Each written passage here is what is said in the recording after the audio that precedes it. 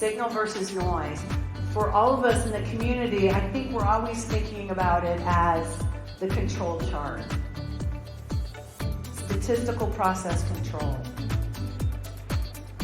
We want to do this quickly, and that's what's going to happen in the future. There's going to be a treasure trove of data coming in about your customers from, it could be Twitter, if it's still here, Twitter, Facebook, Instagram, TikTok. You know, how can you separate the noise and get to what is the true signal so you can operationalize that?